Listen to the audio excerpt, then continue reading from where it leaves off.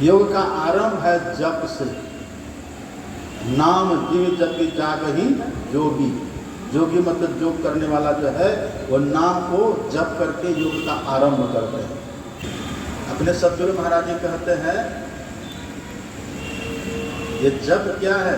गुरु गुरु गुरु कल्प विटप। कल्प विटप किसको कहते हैं? कल्प वृक्ष को। अब कल्प वृक्ष यदि किसी के पास उसमें कोई कमी रहेगी, कल्पना करिए, जो कल्पना करेंगे सब मिलेगा। ये क्या है? गुरु गुरु गुरु कल्प विटप। गुरु गुरु गुरु में ही जप। गुरु जाप जपन साचो तप सकल काज सारण। सब काम सिद्ध होगा। यही से आरंभ है।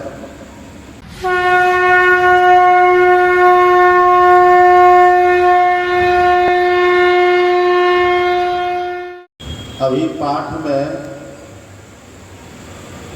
विविध संतवाणियों का श्रवण किया है हम लोगों ने। योग शिखोपनिषद का पाठ हुआ। योग शिखोपनिषद में भगवान शंकर और ब्रह्मा जी का संवाद है। ये दोनों आपस में है कौन? भगवान शंकर और ब्रह्मा जी कौन है? आप भागवत को पढ़ेंगे, भागवत के अनुकूल भगवान शंकर ब्रह्मा जी के पुत्र है, लिखा है भागवत में। और एक बार देवर्षि नारद ने भगवान शंकर से भी प्रश्न किया है कि भगवान आपके पिताजी कौन हैं? अपने पिताजी का नाम बताइए। भगवान शंकर ने कहा मेरे पिताजी हैं ब्रह्मा जी।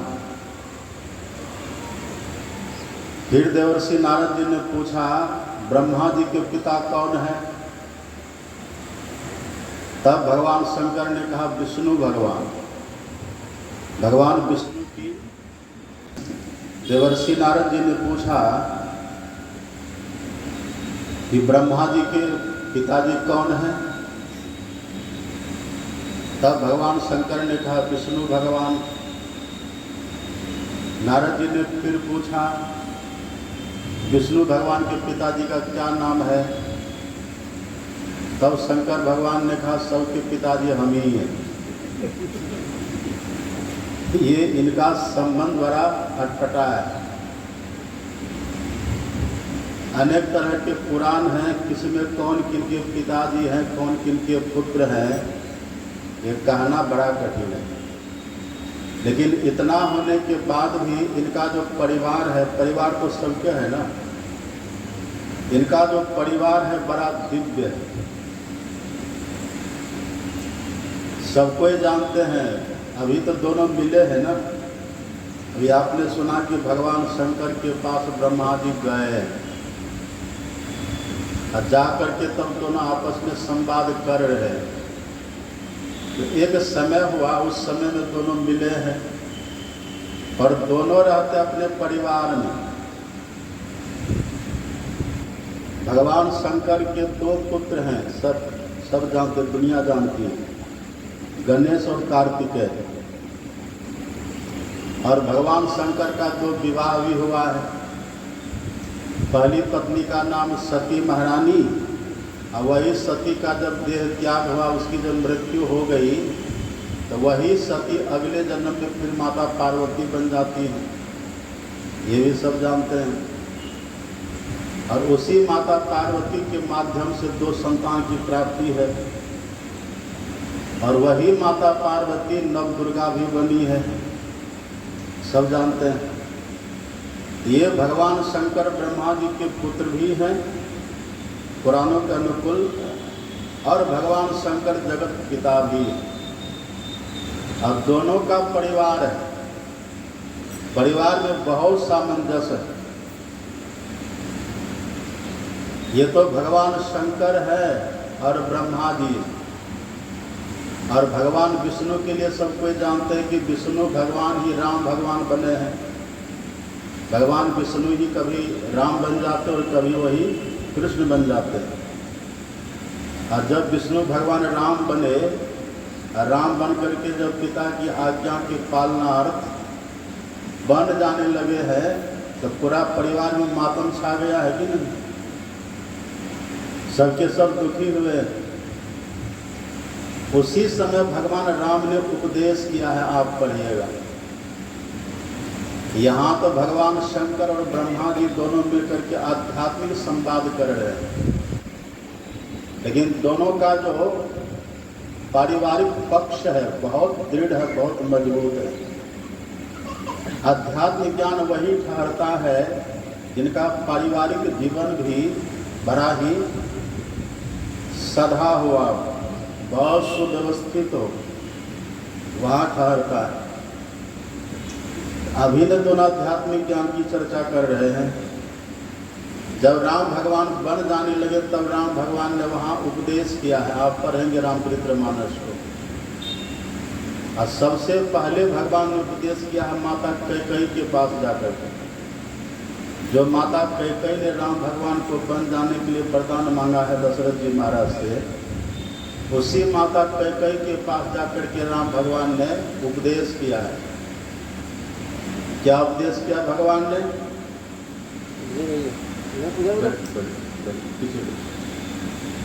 आप पढ़ेंगे, राम भगवान ने कहा माता कैकेयी से, सुनो जननी, जननी कहते हैं माँ को, माता को। राम भगवान कहते हैं सुनो जननी सोई सुत बर भागी। हे जननी, हे माता, वो पुत्र बर भागी है। कौन बोल रही है बात? राम भगवान कह रहे हैं। राम भगवान एक जगह और कहते हैं, सोई सेवक प्रियतम मम सोई, मम अनुशासन मानई जोई। दुनिया राम भगवान की पूजा करती है ना, लेकिन राम भगवान कहते मेरे असली पुजारी कौन है, मेरे असली भक्त कौन है? तो भगवान कहते हैं जो मेरे अनुशासन को मानते हैं।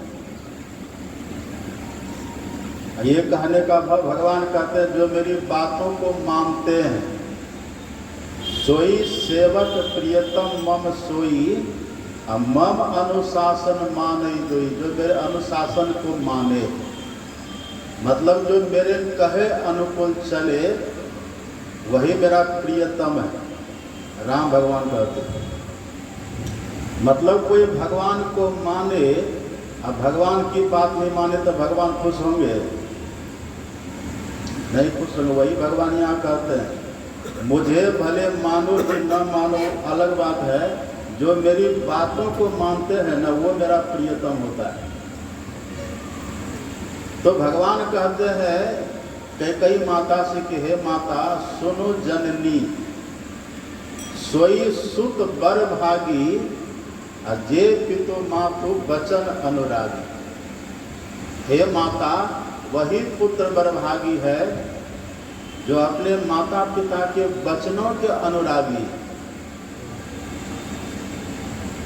कल मेरे पास 2 बच्चे आए, पढ़े लिखे थे।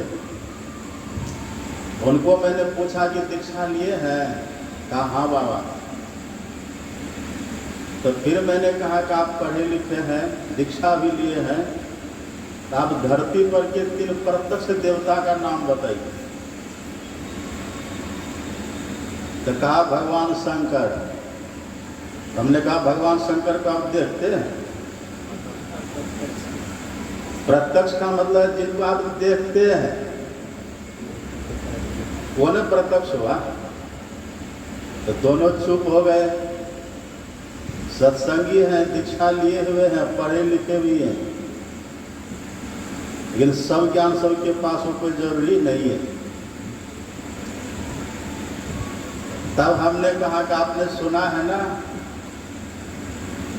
आर्ष वचन है, महापुरुषों का ज्ञान है, मातृ देवो भव। अभी जो भगवान शंकर और ब्रह्मा जी संवाद कर रहे हैं, ये ऐसे नहीं कर रहे हैं, सीधे योग की बात ऐसे नहीं कर रहे हैं। दोनों का बैकग्राउंड देखिए कैसा है, दोनों का पारिवारिक जीवन देखिए कैसा है। हम लोग कहते हैं ना मातृ देवो भव, माँ प्रत्यक्ष में देवता होती है। यदि इस आंख से देवता का दर्शन करना हो तो माँ का दर्शन करिए, ये बनावटी बात है। पितृदेवो भव, पिताजी देवता हैं। आचार्य देवो भव, अतिथि देवो भव, ये सब देवता है ना, प्रत्यक्ष में देवता है। तो हम देवता की पूजा करने जाते हैं, अच्छी बात है, लेकिन पहली पूजा तो घर के देवता की होनी चाहिए ना। अभी देखिए पूरी दुनिया राम भगवान को मानती है ना, और हम लोग कहते भी कि राम कृष्ण का देश है। अपना जो भारत है क्या कहते हैं, राम कृष्ण का देश है। राम कृष्ण का देश तो कह देते हैं, लेकिन राम और कृष्ण कहते क्या है वो समझते हैं, जानते हैं? आप पढ़िए रामचरितमानस को। प्रातः काल उठ करके भगवान करते क्या थे? प्रातः काल जग करके भगवान क्या करते थे? प्रातः काल उठी कर रघुनाथा, किसी मंदिर में जाते थे पहले, है लिखा हुआ। जब भगवान छोटे बच्चे हैं ना, तब की देखिए घटना, भगवान लीला कर रहे हैं। अब भगवान बच्चे होते हैं, भगवान का शरीर चाहे बच्चा का हो कि युवा का हो कि वृद्धावस्था का शरीर हो, ज्ञान वही रहता है। तब ने 6 दिन का श्री कृष्ण पुतना का वध कर दिए। राम भगवान ने पालना में ही परे परे माता कौशल्या को विराट रूप दिखला दिया। भगवान समर्थ है। प्रातः काल उठी कर रघुनाथा, मात पिता गुरु ना वही माथा, जो वो प्रत्यक्ष देवता है। अब प्रातः काल मंदिर में जाकर के किसी देवी देवता को प्रणाम करिए, ठीक है, अच्छी बात है, लेकिन उसके पहले घर में जो माता पिता है उनको प्रणाम करना चाहिए। ये कौन सिखाता है? ये भगवान सिखा रहे हैं ना। तो देखिए भगवान खुद माता पिता को प्रणाम भी करते हैं, गुरु को भी प्रणाम करते हैं। ये बचपना है भगवान का। और जब युवा हो गए भगवान, बड़े हो गए भगवान, तब उपदेश कर रहे हैं। और उपदेश में कहते हैं, सुनो जननी सोई सुत बर भागी, जे पितु मातु बचन अनुरागी। जो माता पिता के वचनों के अनुरागी है, उससे बर भागी तो कोई हो ही नहीं सकता, है ना। माता पिता के वचनों के अनुरागी, माता पिता जो कहे वो पुत्र संतान माने। राम भगवान कह रहे हैं, तनय मातु पितु तोषनिहारा, दुर्लभ जननी सकल संसारा। हे जननी, हे माता, ऐसा तन ऐसा पुत्र दुर्लभ है दुनिया में जो माता पिता को संतुष्ट कर दे, तृप्त कर दे, बहुत दुर्लभ। हम बाहरी पूजा पाठ बहुत करते हैं, मंदिरों में जाते, दिवालियों में जाते, तीर्थों में जाते, धामों में जाते, वो भी ठीक है, लेकिन पहले घर के देवी देवताओं की पूजा। भगवान राम उठते पहले माता पिता को नमन करते हैं, और आज्ञा का पालन कितना करते हैं भगवान। राम से दशरथ जी ने प्रत्यक्ष में कहा नहीं है, प्रत्यक्ष में नहीं कहा था कि वन चले जाओ। कैकेयी को वचन दिया, और माता कैकेयी ने वरदान मांग लिया कि राम को वन दो। राम भगवान ने सुना, अब वन चल दी। आज्ञा का पालन देखिए कैसे होता है। ऐसा जिनका पारिवारिक पक्ष होता है ना, वही अध्यात्म ज्ञान कहता है। आप शंकर भगवान के लिए पढ़िए, शंकर भगवान जब जान गए गणेश मेरा पुत्र है, पहले उनको पता नहीं था, पहले पता था उनको? गणेश जी को हाथी का सुर पहले से लगा हुआ था। गणेश जी को जो हाथी का मस्तक लगा है शुरू से लगा हुआ था? शुरू से लगा हुआ नहीं था, वो तो मनुष्य थे, देवता थे। गणेश जी में और भगवान शंकर में युद्ध हुआ है। युद्ध क्यों हुआ था? माता पार्वती ने गणेश जी से कहा था कि बेटा किसी को अंदर मत आने देना, अंदर किसी को मत आने देना, ये कहा था माता पार्वती ने। उसी समय उधर से आ गए भगवान शंकर। ये पहचानते नहीं थे कि मेरे पिताजी, ये पहचानते नहीं थे। अब पहचानते तो रोकते।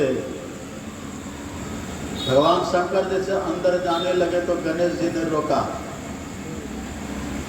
भगवान शंकर ने कहा तुम मेरे घर में जाने से मुझे रोक रहे हो? कहा हम तुमको नहीं जानते, तुम कौन हो? हम माता जी की बात मानते हैं। दोनों में भीषण युद्ध हुआ है, आप पढ़ेंगे ग्रंथों में। युद्ध में भगवान शंकर ने अपने त्रिशूल से गणेश जी का गला ही काट दिया। पार्वती माता को जब पता चला, पार्वती माता ने आकर के देखा, कुपित हो गई, क्रोध से भर गई। किसने ऐसा किया? वहां ब्रह्मा विष्णु में सब थे, सब देवी देवता थे वहां। किसने ऐसा किया? और एक कथा ये भी आती है कि उसी समय पार्वती माता ने 9 रूप लिया, 9 दुर्गा वही है, ये भी कथा थी।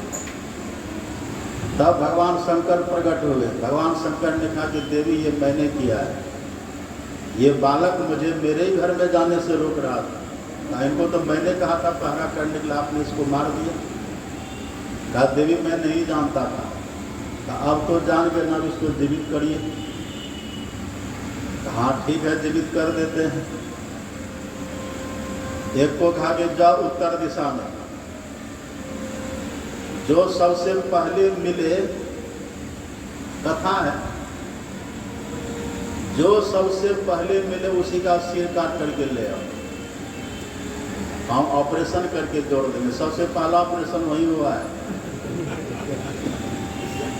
वही जो हाथी मिला, वे हाथी का सिर काट करके लाए। अब भगवान शंकर जोड़ दिए, उनका नाम ही पड़ गया गजानन। ये बस प्रथम बार है भगवान शंकर, जब उनकी लीला है, ये भगवान की लीला है, नहीं जानते तो हुआ है। और उसके बाद कभी झगड़ा हुआ है भगवान के यहाँ, सुने हैं? उसके बाद कभी कोई झगड़ा नहीं हुआ है, आप पढ़िएगा। क्यों झगड़ा नहीं हुआ है? क्योंकि भगवान शंकर के यहाँ जितने सदस्य हैं ना परिवार में, सबके सब सत्संगी है, सब सत्संगी है। अब कोई भी पुराण उठा करके देख लीजिए, भगवान शंकर कथा कर रहे हैं, भगवान शंकर सत्संग सुना रहे हैं, माता पार्वती गणेश कार्तिक तीनों बैठ करके सुन रहे हैं। एक ग्रंथ का नाम है रुद्रियामल। रुद्रियामल में माता पार्वती प्रवचन कर रही हैं और भगवान शंकर सुन रहे हैं। सत्संग में उनका जीवन है। अब परिणाम क्या हुआ? कबीर साहब कहते, कबीर कलह अरु कल्पना सत्संगति सो जाए, अब दुख वहां से भागा फिरे सुख में रहा समय। जो बराबर सत्संग करते रहते हैं ना, उनके घर में दुख तो आएगा, शरीर है, संसार है, परिवार है, तो आएगा, लेकिन टिकेगा नहीं। दुख वहां टिकता नहीं है। वही कबीर साहब कहते, कबीर कलह अरु कल्पना सत्संगति सो जाए, अब दुख वहां से भागा फिरे सुख में रहा समय। यदि आपको दुख दिखे तब कबीर दर्शन साधु के बड़े भाग दर्शाए, और जो हो गए सूली सजा कांटे ही टड़ी जाए। कांटा का घिंचना भी दुख है, कांटा चुभे तो दुख होता है कि नहीं, लेकिन जब सूली चुभे तब, सूल चुभे तब, सूल का चुभना बड़ा दुख है, कांटा का चुभना बड़ा दुख है। दुख तो दोनों है ना, कांटा के चुभन आप सह लीजिएगा, सूल का चुभन सह पाइएगा। प्राचीन काल में सूली की सजा होती थी मृत्यु के लिए, ये कठिन है ना। कबीर साहब कहते यदि किसी के जीवन में दुख दिखे भी, सत्संग करने के बाद भी, साधु सेवा करने के बाद भी, तो समझ लीजिएगा कि उनके जीवन में सूल का दुख आने वाला था। उनको सूली सजा होने वाली थी, लेकिन सूली सजा टल करके कांटा चुभ करके रह गया। मतलब बहुत बड़ा दुख, पहाड़ के समान दुख तिल के बराबर होकर के खत्म हो गया। दुख हो ही नहीं सकता। सत्संग का फल, सत्संग का फल और क्या है? आपस में सामंजस्य, आपस में मेल प्रेम। आप भगवान शंकर के परिवार की बात को छोड़िए, भगवान शंकर बैठते हैं किस पर? भगवान शंकर का वाहन क्या है? बैल, नंदीश्वर, नंदी भगवान। भगवान शंकर बैठते हैं नंदी पर। पार्वती माता का वाहन क्या है? पार्वती माता किस पर बैठती है? कहते हैं सिंह वाहिनी, शेर की सवारी। अब सिंह बैल को देख ले तो छोड़ देगा? छोड़ेगा? सिंह का तो भोजन है वो। सिंह अगर बैल को देखे टूट पड़ता है। लेकिन आपको आश्चर्य होगा, कथा है कि भगवान शंकर के यहाँ सिंह और बैल एक साथ रहता है। ये किसका प्रभाव है? अच्छा, भगवान शंकर के गले में क्या रहता है? सांप रहता है। और गणेश जी का सवारी क्या है? चूहा। सांप चूहा को देखे तो छोड़ देगा? छोड़ेगा कभी? लेकिन वहां देखिए सांप और चूहा साथ रहता है।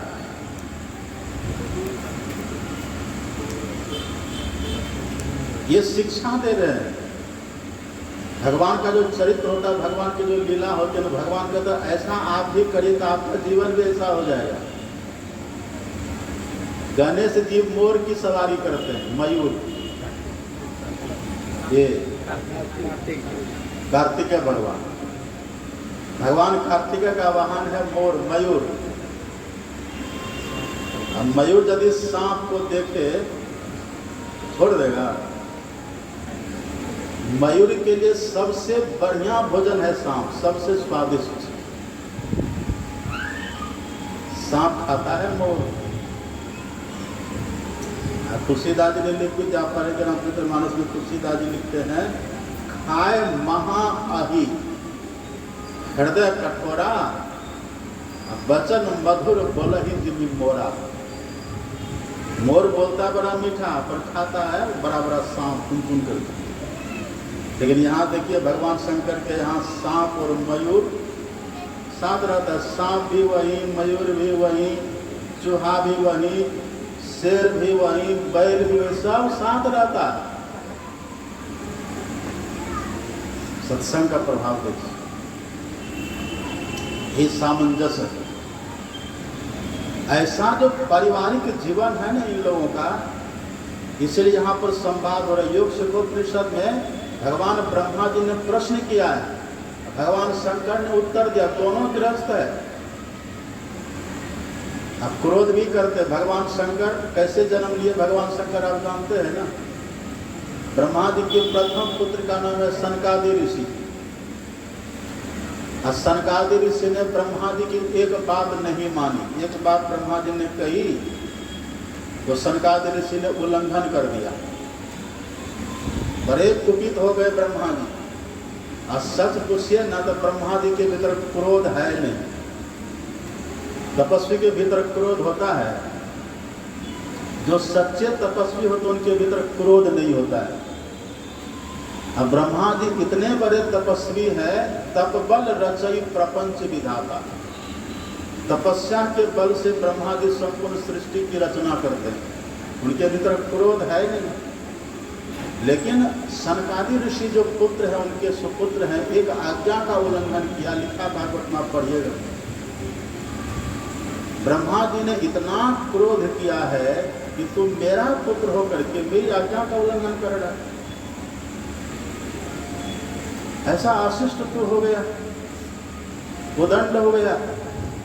इतना क्रोध किए ब्रह्मा जी की भगवान शंकर का जन्म उनके क्रोध से हो गया। अद्भुत सब ये बात है ना, ऐसे उनका जन्म हुआ है। तो आज्ञा का पालन नहीं किया, क्रोध से भर गए। बड़े सभ्य जीवन जीने वाले हैं। पारिवारिक जीवन जब ऐसा होता है, तब जब बैठ करके सत्संग करेंगे तो आनंद आता है। घर में टेंशन हो, वाद विवाद हो, एक दूसरे की बात को माने नहीं, उदंडता हो, श्रृंखलता हो, अनुशासनहीनता हो, वहाँ सत्संग का रंग चढ़ेगा, दुनियादारी से अलग होता है। माता पिता से संस्कार आता है। अब माता जी का दूसरा काम नहीं है, एकदम सत्संग में लगी रहती, सत्संग ध्यान लगी रहती। ये भी बात सही है जी, ये भी बात सही है। सही है, सब जानते हैं। ऐसा बहुत परिवार है यहाँ, जब प्रसंग बस हमने कह दिया, ऐसा जब जीवन हो, तब जब ज्ञान ध्यान की बात होती है ना, तब असर पड़ता है जीवन में, तब उसका लाभ मिलता, फल मिलता है। और घर में जैसे तैसे रहेंगे, जैसा तैसा व्यवहार है, और सीधे ध्यान की बात करेंगे तो ऊपर से उड़ जाएगा, पत्ते नहीं चलेगा। ऐसा परिवार, ऐसा दोनों का जो इनका जो भूतकाल है ना, भगवान शंकर का, ब्रह्मा जी का, तब बैठ करके सत्संग कर रहे हैं। और ब्रह्मा जी ने पूछा है कि भगवान कृपा करके बतलाइए, इधर तो सब ठीक ठाक है, लेकिन जो सबसे बड़ा फल है, सबसे बड़ा फल, 4 फल सबको जानते हैं ना, दुनिया में 4 फल है, अर्थ, धर्म, काम और मोक्ष। सबसे बड़ा फल है मोक्ष। तो भगवान शंकर से ब्रह्मा जी ने पूछा कि भगवान, यहाँ सब फल है, लेकिन सबसे बड़ा फल जो मोक्ष है, ये कैसे मिलेगा, ये कृपा करके बतलाइए। मोक्ष का मतलब क्या होता है? लोग मोक्ष का सीधा अर्थ कहते हैं छुटकारा, स्वतंत्रता, लेकिन इसको दूसरी तरह से कहिए, मोक्ष का सीधा अर्थ होता है हम कौन है इसको जान लेना। हम कौन है अभी तक पता चला है? अच्छा, ये आंख देखती है क्या? आंख देखती है। कान सुनता है, कान के माध्यम से हम सुन रहे हैं, कान नहीं सुनता है। आंख देखती है क्या? आंख तो चर्म चक्षु है, चमड़े का बना हुआ है, आंख देखेगी? आंख का माध्यम है, आंख के माध्यम से देखने वाले हम हैं। जैसे चश्मा पहनते हैं ना, तो चश्मा थोड़े दिखता है, चश्मा के माध्यम से देखते हैं हम, ऐसे आंख के माध्यम से देखते हैं हम। ये मुंह बोलता है क्या? मुंह नहीं बोलता, बोलने वाले भी हम हैं। हम ही बोलते हैं, हम ही देखते हैं, हम ही सुनते हैं, सब कुछ हम ही करते हैं, लेकिन हम हैं कौन यही पता नहीं है। ये दुख की बात है कि हम घर में सबको जानते हैं, ये पिताजी हैं, ये माँ है, ये बेटा है, ये परिवार है, सब हम जानते हैं। अड़ोसी पड़ोसी को भी हम लोग जानते हैं, और अपने देश के बहुतों को हम लोग जानते हैं। प्रधानमंत्री को जानते हैं, राष्ट्रपति को जानते हैं, मुख्यमंत्री को जानते हैं, सबको जानते हैं ना। अब विदेशों के भी कौन क्या उनको भी जानते हैं। देखिए कहाँ कहाँ तक जानते हैं, सबको जानते हैं, लेकिन हम अपने को ही नहीं जानते हैं। इसी को कहते दिया तले अंधेरा,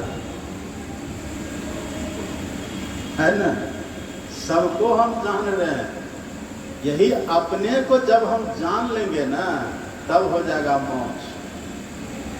यही सवाल है ब्रह्मा जी का। ब्रह्मा जी फालतू आदमी है, वो काम धंधा नहीं है। हम लोगों को तो थोड़ा सा काम है। अब ब्रह्मा जी का काम देखिए, संपूर्ण सृष्टि का सर्जन, सबको बनाने का काम उन्हीं का है। हर सेकंड में जन्म हो रहा है कि नहीं बच्चों का, प्रति क्षण प्रति पल लाखों का जन्म हो रहा है। ये काम किनका है? ये सर्जन करना, सृष्टि करना, ये ईश्वरीय शक्ति है। उसी शक्ति का नाम है ब्रह्मा। वो काम कर रहे हैं, और वही बैठ करके सत्संग भी कर रहे हैं। कितना व्यस्ततम जीवन, मर कितना रहे हैं, हर पल लोग मर रहे हैं कि नहीं? पल पल आप देखिए ना कितने लोग मरते हैं, हर पल लोगों की मृत्यु हो रही है। मनुष्य केवल मनुष्य लाखों में मर रहे हैं। उधर पे चींटी है ना, पशु है, पक्षी है, सब। ये मारने का काम किनका है? विनाशक शक्ति कौन है? भगवान शंकर है। कितना बड़ा काम है, और तब भी देखिए दोनों बैठ करके सत्संग कर रहे हैं। सत्संग क्या आलतू फालतू अलग बदल बक रहे हैं, बुलुल जुलुल की बात कर रहे हैं। अपना ज्ञान कैसे होगा? हम अपने को कैसे जानेंगे? मोक्ष कैसे मिलेगा? ये बदलाइए।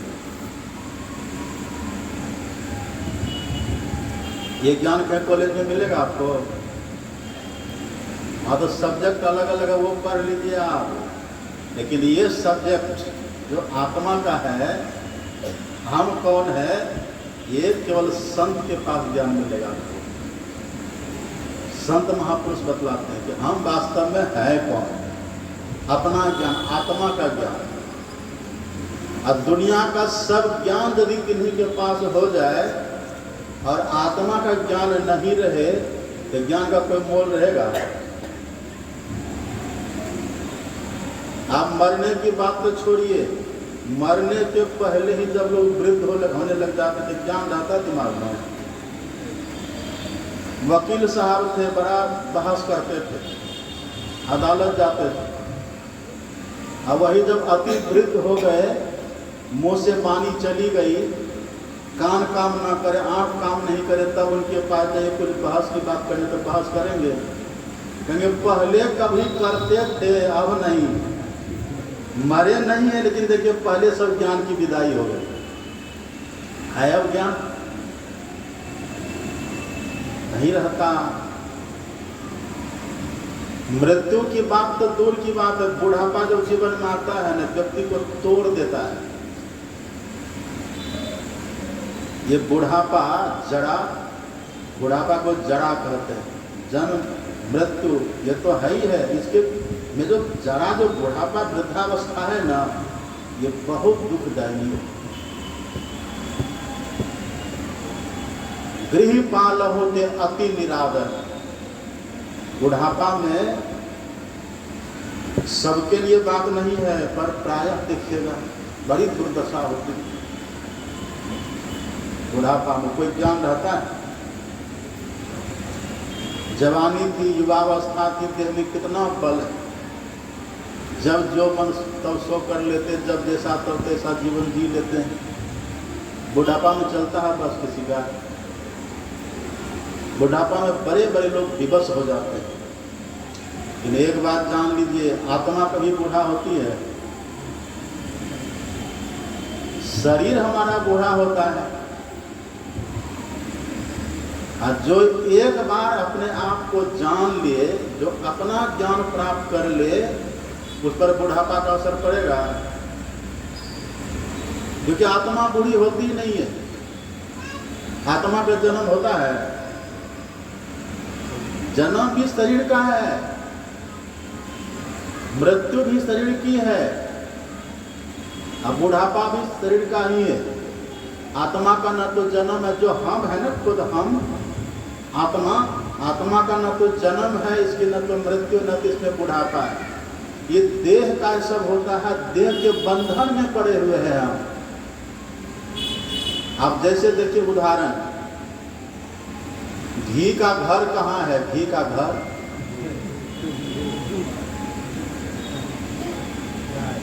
घी रहता कहाँ है? दूध में रहता है ना घी। जब तक दूध के भीतर में घी है, दूध गर्म होगा तो घी गर्म होगा कि नहीं? मिला हुआ है ना। दूध गर्म तो घी गर्म, और दूध ठंडा तो घी ठंडा होगा कि नहीं? और दूध बहेगा तो घी भी बहेगा। क्यों? क्योंकि उसमें मिला हुआ है। पिंजरा में तोता बंद हो, अब पिंजरा को पानी में फेंक दीजिए तो तोता भी पानी में बहेगा कि नहीं? कैद है ना वो। अब पिंजरा को आग के ऊपर रख दीजिए, उसमें तोता कैद है, तो पिंजरा जलेगा तो तोता भी जलेगा कि नहीं? तोता में क्षमता है कि वो आग में न जले।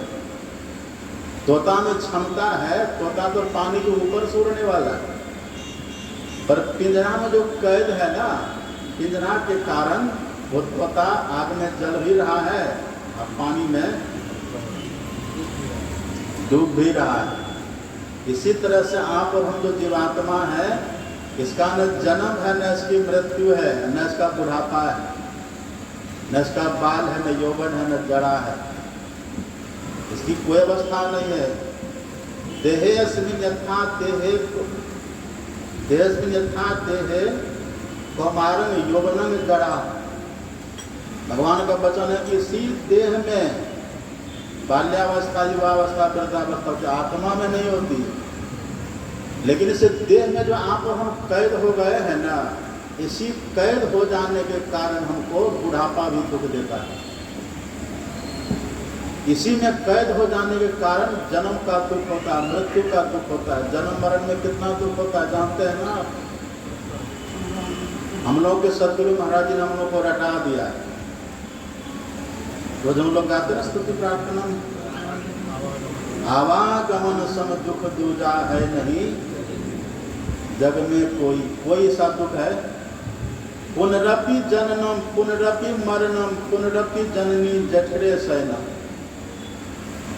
जहाँ माता के पेट में अन्न जठराग्नि जिसको जला करके भस्म करती है, उसी जठर में गर्भाशय वही होता है।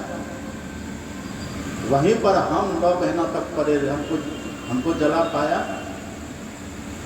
लेकिन कष्ट तो वहाँ होता है, रक्षा तो भगवान ने करी। रनबन व्याधि विपत्ति में वृथा डरहो जनि कोय, और जो सहाय जननी जठर सो प्रभु गयो कि ईश्वर। जो माँ के जठराग्नि में हमको बचा लिया वो ईश्वर है। लेकिन कष्ट हुआ है कि नहीं कहिए? उल्टा टंगे रहते ना, माँ उल्टा रहता है बच्चा, 9 महीना तक कष्ट होता है। माँ के पेट में है तब भी कष्ट, कल्पना करिए।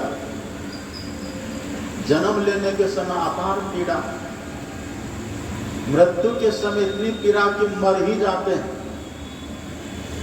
और उसके पहले बुढ़ापा में बड़ी दुर्दशा होती है। आप पड़े रहेंगे खटिया पर, कहीं घर में पड़े रहेंगे, आपको कोई आवश्यकता होगी ना, मुंह से बोल ही नहीं पाएंगे, बोली गई। यही प्रश्न है ब्रह्मा जी के, इतना जो दुख में जीव रहता है, मोक्ष कैसे, मतलब अपना ज्ञान कैसे होगा? और अपना ज्ञान यदि हो जाए एक बार, तब फिर न तो बुढ़ापा का दुख, न तो जन्म का दुख, न तो मृत्यु का दुख।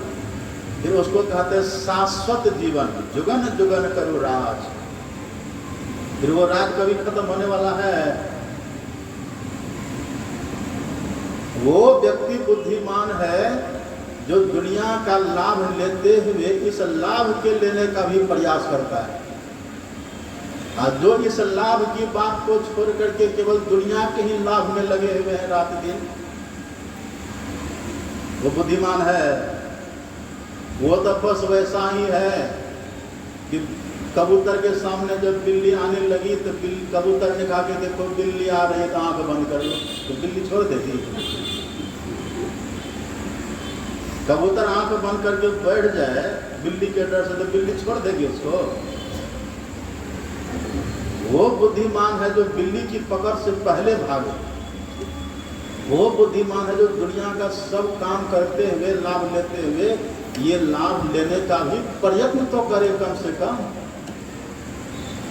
अच्छा एक बात आप बताइए, हमारे असली माता पिता कौन है?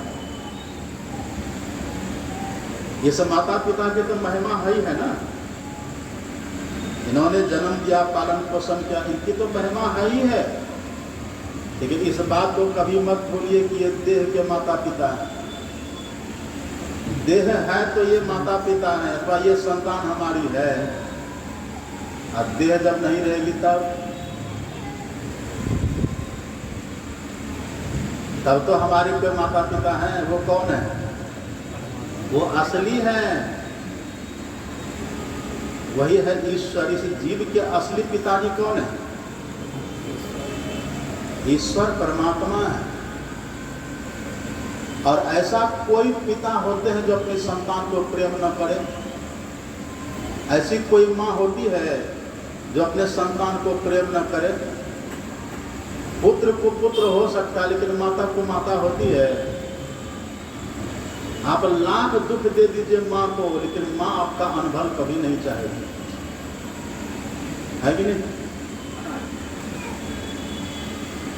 आप कल्पना करें, आप और हम जो जीवात्मा हैं, इस जीवात्मा का असली माता पिता कौन है? परमात्मा है। त्वमेव माता च पिता त्वमेव, त्वमेव बंधुश्च सखा त्वमेव, त्वमेव विद्या द्रविणं त्वमेव, त्वमेव सर्वं। वही न सब कुछ। जीवो, अपने सदगुरु महाराज की वाणी पर, जीवो परम पिता निज चिन्हो। परम पिता, निज, निज का अर्थ क्या होता है? निज मतलब अपना, खास, सगा ईश्वर है। अच्छा वो कृपालु कितने हैं? वो ईश्वर दयालु कितने हैं? कोई सोचा आपने? ये माँ कभी कुमाता नहीं होती, ये पिता कभी पुत्र के लिए अनबल नहीं चाहते हैं। आप पढ़िएगा संत चरणदास जी महाराज की वाणी, संत चरणदास। कौशल्या माता ने रामायण में बस संकेत किया है, जौ केवल पितु ऐसु ताता, तो जनी जाहु जानी बड़ी माता।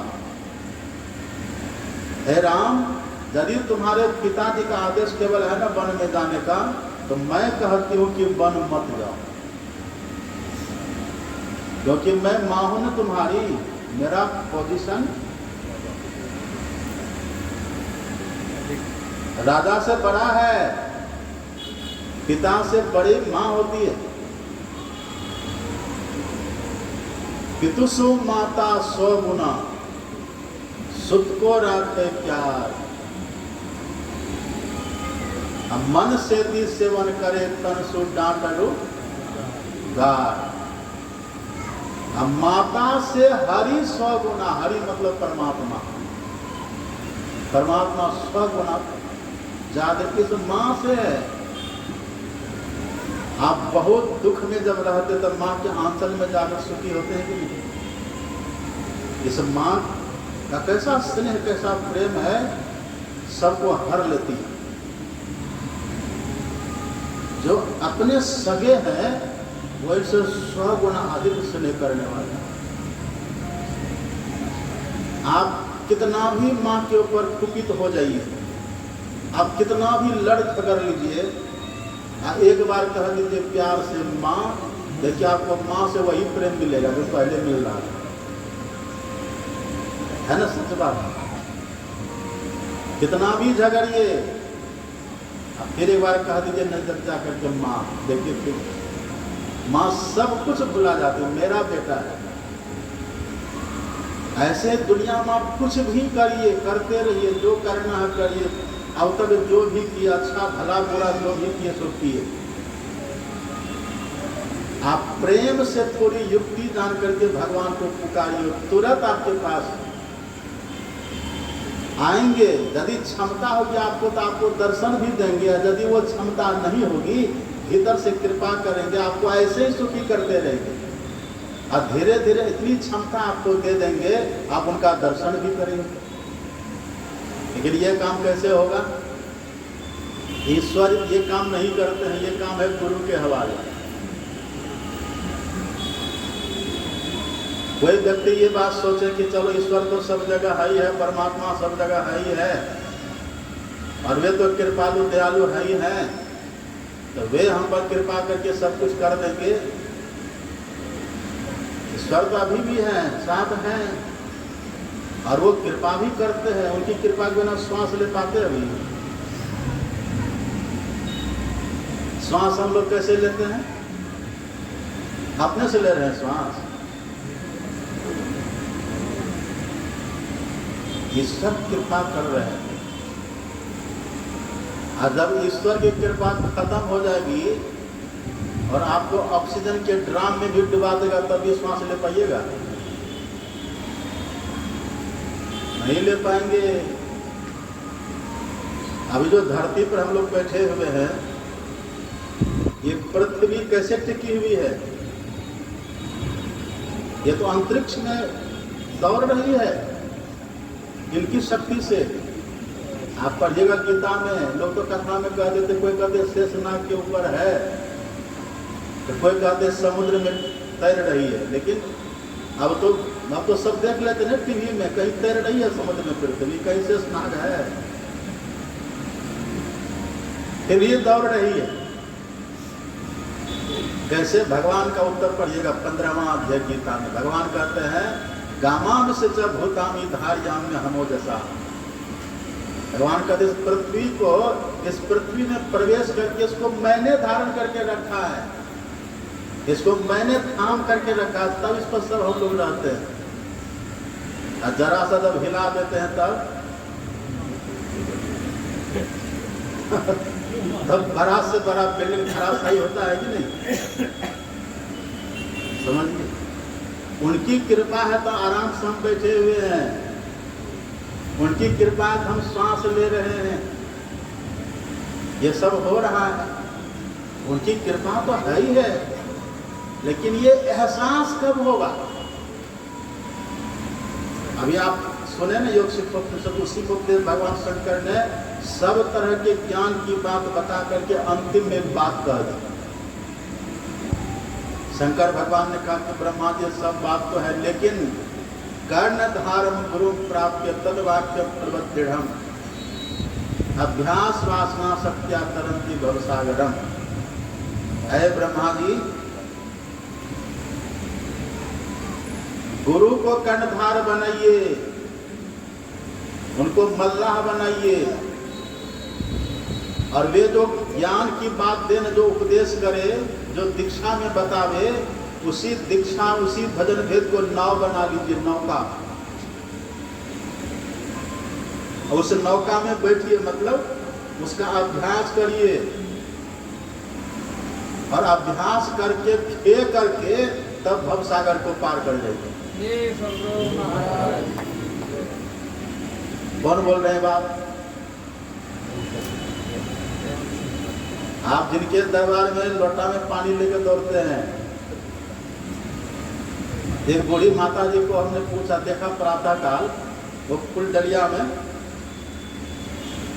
में थोड़ा सा जल, अगरबत्ती और सिंदूर सब ले करके वो चली जा रही है। माता जी कहाँ जा रहे हैं? बाबा शिवालय जा रहे हैं। अच्छा, रात में भोजन क्या किए थे?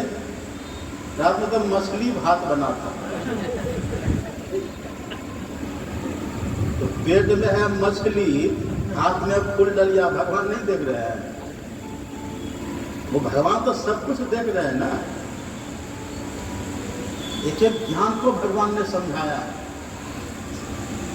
भगवान को मानना अलग बात है, भगवान की बातों को मानना अलग बात है। भगवान कहते ब्रह्मा जी सब तब होगा जीवन में जब इसके कोई बताने वाले सदगुरु जीवन में हो, सच्चे गुरु जीवन में हो। उनसे युक्ति जान करके उनको कंधार मल्लाह बना लीजिए, उनकी युक्ति को नौका बनाइए। तद्वाक्यम पलवत दृढ़, मजबूत नौका बनाइए। और अभ्यास वासना शक्तिया तरंती भवसागर, अभ्यास करिए, अभ्यास कभी मत छोड़िए। एक को हमने पूछा, दीक्षा लिए हैं जी? हाँ लिए हैं। ध्यान करते हैं? कर देते हैं। कितनी बार? तो 2 बार। अब बताए थे कितनी बार? 3 बार। तो 2 ही बार काहे करते हैं? टाइम नहीं मिलता। टाइम नहीं मिलता है। घूमने फिरने का समय आपको है? अल्लड़ बल्लड़ गप करने का समय है? नहीं तो मरने का तो समय है ना। सब समय है। अब थोड़ी देर बैठ करके भजन करेंगे, ये समय नहीं है। ये बहाना चलेगा? ईश्वर सब देख रहे हैं। जो सुबह शाम प्रतिदिन स्तुति प्रार्थना करे। स्तुति प्रार्थना देखिए, माँ जो होती है ना, माँ को अपने छोटे बच्चे की तोतली बोली अच्छी लगती है। जब छोटा बच्चा होता है ना, वो जब एक बार कहता है माँ, माँ कहती बेटा फिर बोलो, कहती है कि नहीं? तो क्या वो बच्चा कोई शास्त्र की बात कर रहा है? तोतली बोली बोल रहा है। माँ है, पिताजी, उनकी बोली अच्छी लगती है, उनके बोलने से प्रसन्न हो रहे हैं। स्तुति विनती क्या है? यही है तोतलापन। स्तुति विनती आप करेंगे ना प्रतिदिन, तो समझिए ईश्वर प्रसन्न हो रहे हैं। हम उनकी संतान है ना, वो प्रसन्न होते हैं। स्तुति प्रार्थना रोज करिए, थोड़ा समय निकालिए। यहाँ तो हमको बड़ी खुशी होती है, हमारी सब माताएं आश्रम में जाकर के सब है, सत्संग मंदिर में जाकर के, हम जब कहीं भोर में फोन करते हैं कहाँ है, तभी सत्संग में है बाबा। अच्छा लगता है। अब सत्संग आप सब जाते हो मंदिर में जाते, एक जगह बैठ करके सबके साथ तब करिए। और नहीं जा सके मंदिर में तो घर में ही एक साथ सब बैठिए, एक जगह बैठिए सुबह शाम। फिर देखिए घर में कितना सुकून होगा आपको। आप करके तो देखिए, स्तुति प्रार्थना का जो शब्द गूंजता है ना घर के कोने कोने में, वो शुभ बना देता है। आप बहुत मेहनत करके परिश्रम करके जो शुभ घर में नहीं ला सकेंगे ना, वो बस आधा घंटा का स्तुति से हो जाएगा। आप करके तो देखिए, स्तुति प्रार्थना कभी मत छोड़िए। ये नौका है, नाव है ये। फिर थोड़ा त्रिकाल संध्या करिए, बैठिए ना, थोड़ी देर बैठ के अभ्यास करिए। मन लगता नहीं है, जब बैठते हैं ना थोड़ा सा, जब भजन करने के लिए, अभ्यास करने के लिए, और उस समय जो मन की मार लगती है तो बड़े बड़े हिम्मत हार दे रहा है, बेकार है, फालतू है। जो बात कभी सोचे भी नहीं तो सभी बात मन में आती है, होता है कि नहीं सर? लेकिन आप हिम्मत से थोड़ा लगे रहिए। जिस दिन मन की चंचलता समाप्त होगी न, सहजे हीरा निपजे जो मन आवे। अभ्यास करिए, करते करते जिस दिन मन थोड़ा सा शांत होगा ना, सहजे हीरा निपजे। अद्भुत शांति आपको मिलेगी भीतर से, वो शांति मिलेगी जो अब तक कहीं नहीं मिली। तृप्त हो जाइएगा भीतर से, यही काम करना। ब्रह्मा जी कहते इसको नौका बनाइए,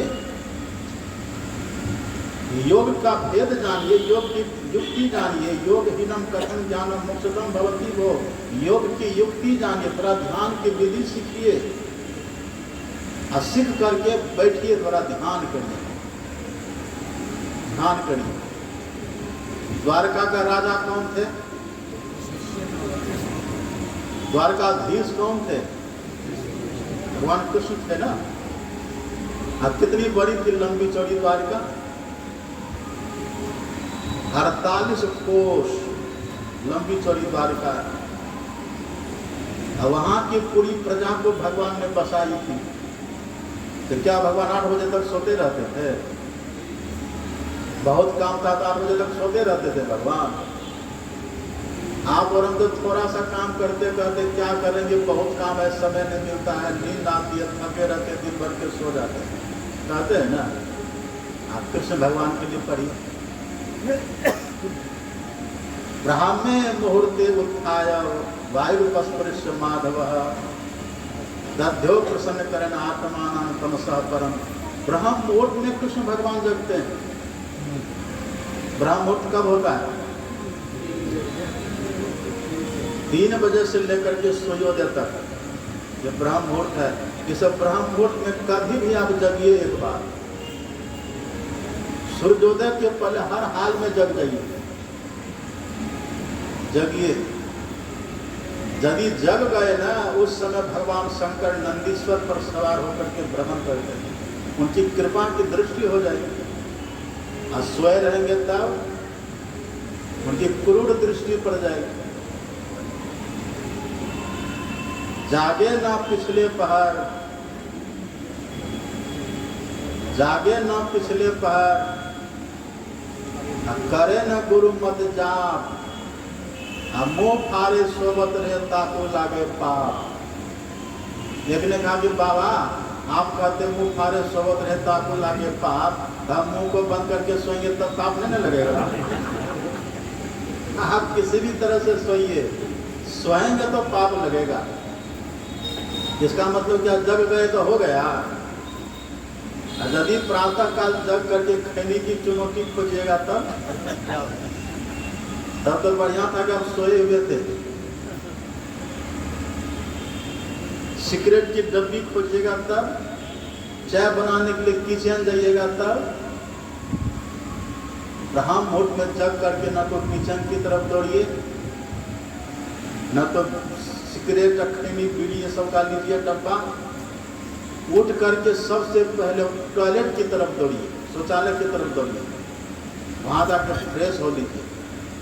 वही भगवान कृष्ण करते थे। वायुपस्पृश्य माधव, भगवान जैसे जगते थे सबसे पहले जहाँ पानी की व्यवस्था वहाँ जाते थे, वहाँ शौच करना शौच कर लिए, लघु शंका जानी लघु शंका कर लिए, फ्रेश हो लिए, हाथ मुँह पैर को धो लिए, अब बैठ करके ध्यान करते थे भगवान,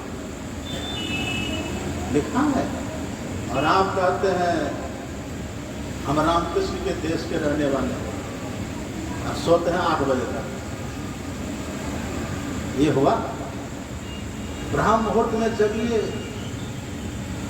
जग करके बैठिए, थोड़ा भजन करिए। उस समय हमारा तो नियम है 3 से 5 हम कुछ नहीं करते। हम प्रयास करते 3 से 5 बजे फ्रेश होकर बैठते हैं। 3 से 5 हम न टहलते हैं, न प्राणायाम करते हैं, न किन्हीं से मिलते हैं, न जुलते। 3 से 5 ध्यान के नाम पर चाहे बैठे हैं, जप कर रहे हैं, ध्यान कर रहे हैं, ध्यान के नाम पर 2 घंटा दान करके रहते हैं। उसके पहले भी जो होता है वो करते किया जाता है। पर 3 से 5 जो ब्रह्म मुहूर्त है, ये ब्रह्म। आप विवाह कब करते? विवाह का मुहूर्त होता है कि नहीं? अब मुंडन करते, मुंडन का भी तो मुहूर्त होता है, जब तक मुंडन कर लेते हैं। सूर्य भगवान को अभी कब दीजिएगा? आज ही न है, बिना मुहूर्त का दीजिएगा। वो मुहूर्त आने पर ही लोग छठी मैया को पूजते हैं, आगे देते हैं। तो सबका मुहूर्त है ना। ये ब्रह्म मुहूर्त, इसका नाम क्यों पड़ा है? ब्रह्म मतलब परमात्मा, ये परमात्मा से मिलने का मुहूर्त है। अब मुहूर्त कहने का भाव क्या होता है? मुंडन का मुहूर्त कहने का मतलब मुंडन की पूरी व्यवस्था उस समय, ईश्वरीय व्यवस्था। विवाह का मुहूर्त मतलब विवाह हर तरह से शुभ है उस समय, आपको पूर्ण फल मिलेगा उसका। इसी तरह से ब्रह्म मुहूर्त में जो जग करके बैठते ध्यान करने के लिए, तो भजन का पूर्ण फल मिलता है। भजन में ज्यादा से ज्यादा मन लगता है। ब्रह्म मुहूर्त में ब्रह्म बेला है, सब देवी देवता उस समय जगते। उस समय आप बैठ करके भजन करिए, देखिए दिन भर तरोताजा रहेगा। सो के उठिए 8 बजे, तब देखिए दिन भर एकदम चिड़चिड़ा मिजाज रहेगा, खिन खिन करिएगा, तुनक मिजाज बन करके रहिएगा, अशांत भीतर से रहिएगा। समय से करिए। ब्रह्ममुहूर्त 3 बार तो संध्या बंद रोज करना चाहिए। त्रैकाल्य नियतो मुनि, 3 बार वेद में इसका वर्णन। आप देखिए मुसलमान भाई को 5 बार नमाज पढ़ता है और आप 3 बार भी नहीं कर सकते, वैसे सनातनी है। ब्रह्म मुहूर्त में जब करके करना चाहिए। स्नान जब करिए तब करिए, दिन में 1 बार।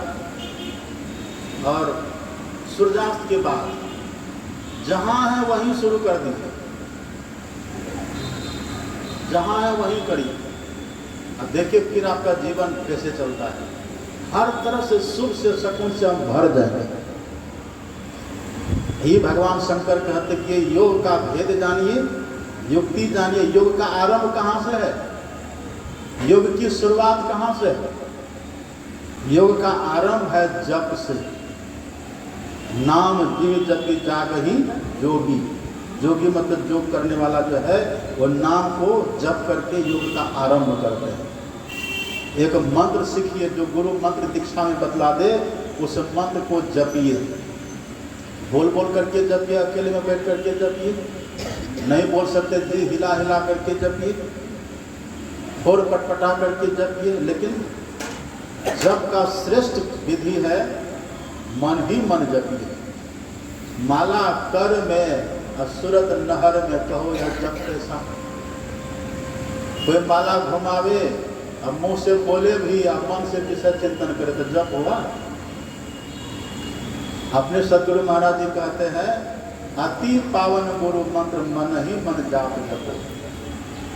मन से जप करना चाहिए। नाम जपत स्थिर भया, ज्ञान कथत भया लीन, और सुरत शब्द एक भया जल ही होएगा लीन। जैसे मछली पानी में डूब करके रहती है, इसी तरह से जो मन को मंत्र में डुबा दे, खूब बढ़िया से जप करें। ये मत सोचिए कि गुरु गुरु करने से इससे क्या होगा। ये कहे कि इससे क्या नहीं होगा।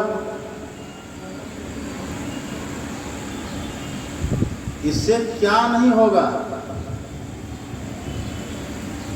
ब्रह्म सुख ही अनुभव ही अनुपा। आपको ब्रह्म सुख तक ये जप दे सकता है। यदि जप में मन ठीक से लगे ना, आपको ब्रह्म सुख भीतर से मिलने लग जाएगा। रोज भोजन का व्यंजन वैरायटी क्यों चेंज करते हैं आप? सुख के लिए ही तो। सुख के लिए तो कहते हैं आज ये सब्जी बनाओ, आज ये दाल बनाओ। ऐसा क्यों करते हैं? तृप्ति के लिए ना, सुख के लिए न करते हैं। लेकिन इससे तृप्त होते हैं। कितना बढ़िया से बढ़िया भोजन कर लीजिए, 2 घंटा के बाद देखिए। लेकिन एक बार जब जप का रस मिलेगा ना, जप का स्वाद यदि एक बार मिल जाए, वो स्वाद खत्म नहीं होगा, वो लगा रहेगा। जप भी चलता रहेगा। उसी को बोलते जपात सिद्धि, जप की सिद्धि हो जाएगी। और जप छूटेगा ही नहीं। और जब जप नहीं छूटेगा तो जप से होने वाला सुख छूटेगा? छूटेगा तब मुंह में दीजिएगा नमक रोटी भी स्वाद लगेगा, क्योंकि भीतर से वो अद्भुत रस मिल रहा है ना। और नमक रोटी में भी स्वाद आएगा। यही कहा था ना भर्तृहरि, गोपीचंद की माँ ने यही तो कहा था कि बेटा बेटा स्वादिष्ट भोजन करना। तो गोपीचंद ने कहा था कि माँ जंगल में स्वादिष्ट भोजन कहाँ से मिलेगा, वहां तक कंदमूल फल मिलता है। तो उनकी माँ ने कहा था कि नहीं तुम समझा नहीं, भजन करना। और जब भजन का रस स्वाद भीतर से मिलेगा ना, तो बाहर से जो भी खाओगे सब स्वादिष्ट होगा। अब भजन का स्वाद नहीं मिला, वो रोज वैरायटी चेंज करते रहिए, तृप्त नहीं होइएगा। खाते खाते मुंह का दांत झड़ जाएगा, चबाते चबाते जिह्वा शिथिल हो जाएगी, लेकिन भीतर से इच्छा और खाने की लगी रहेगी। अपने सदगुरु महाराज जी थे, मुंह का पानी पी के रहते थे बिना नमक के। अब कहिए, लेकिन उनको देखने वाला भी तृप्त हो जाता था, है ना? सही बात। वो ब्रह्म सुख अनुभव ही अनूपा। यही भाव लेकर के जप करना चाहिए। कभी भी जप को मामूली साधारण मत समझिए। ये जप, अपने सदगुरु महाराज जी कहते हैं, ये जप क्या है? गुरु गुरु गुरु कल्प विटप। कल्प विटप किसको कहते हैं? कल्प वृक्ष को। अब कल्प वृक्ष यदि किसी के पास कोई कमी रहेगी, कल्पना करिए, जो कल्पना करेंगे सब मिलेगा। ये क्या है? गुरु गुरु गुरु कल्प विटप, गुरु गुरु गुरु में ही जप, गुरु जाप जपन साचो तप, सकल काज सारण,